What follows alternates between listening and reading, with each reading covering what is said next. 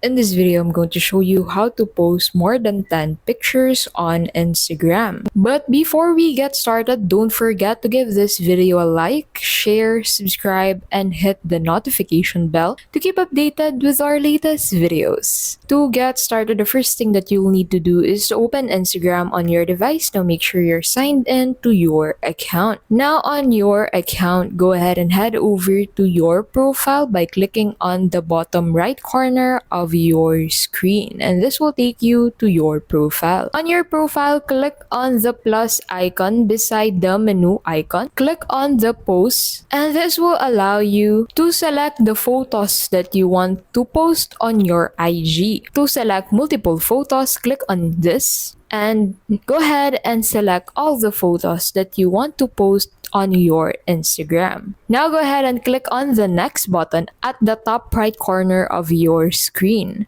On the next page, you'll be able to set the size of your photos. You can also incorporate filters by clicking on the filter icon at the top right corner of your screen. Now, if you don't want to add filters, you can also select a song to incorporate with your IG post. After this, go ahead and click on the next button, and this will take you to the next section.